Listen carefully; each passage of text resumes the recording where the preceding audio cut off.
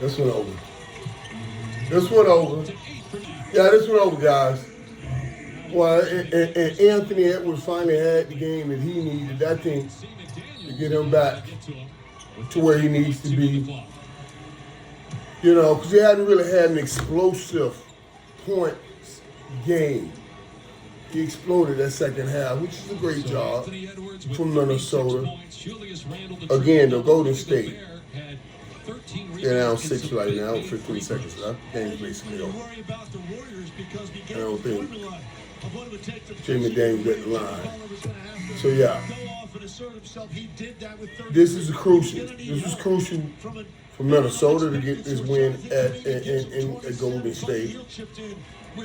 This was a crucial game because Golden State needed to try to get one of these games before they try to get Steph back. And again, they came up a little short. I tell you what, though, right? They didn't have enough help. He's right. Steph out, then Draymond Green fouled out. So yeah, they just couldn't get it done. Right now, 102-94, 15 seconds left. Minnesota will win this game. And you guys know I'm in New York. I can't even talk about that game early. It was just pretty interesting to me to see what I'm seeing on the side, on the East, in the Eastern Conference, where no home team has won a game yet. It's like these teams play great on the road and not so good at home. It's just kind of backwards to me. Usually you play great at home and you struggle on the road, but that hasn't been the case. It was a blowout today at Madison Square Garden. Now the scene was electric. Everybody was waiting, and it's so funny. Even when the Knicks were down 25, 28, 30 points almost, you still felt a little hope in that building because of the other two games. They were down 20 points and made those comebacks. You still thought if they can just get it within 10 and going into the fourth quarter, then that whole arena would have rose up and it would have gone crazy. But of course, it never happened. Boston did what they needed to do. And it wasn't that Boston played so great, and they did play well.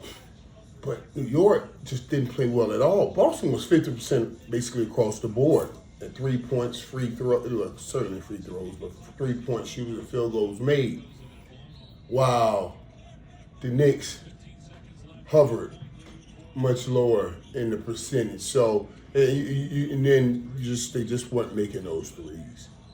The Knicks were horrible shooting threes early on in that game, and Boston was not, and that became the difference. And then it became too much for them to overcome. This game just went to a final 102-97.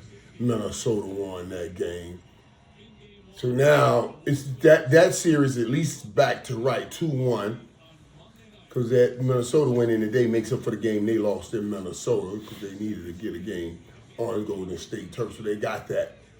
So now they're up 2-1, and that thing's kind of leveling off. But that means Golden State has a must-win at home next week. Golden State got a must-win at home in their next game, bar none. I may have to go back to Minnesota for that closeout game, if you know what I mean. But I'll be there because I love it all, and I'm having fun doing it.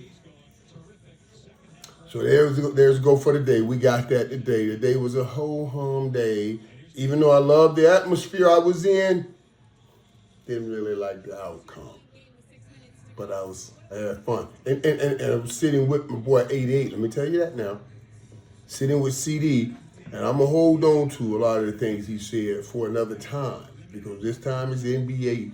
But the things we talked about was like, where are they? Where's his head? How well he knows George Pickens? How he thinks that's going to work out? And I'll talk to you guys about that. But right now, it's about those playoff games. We got plenty of time for football.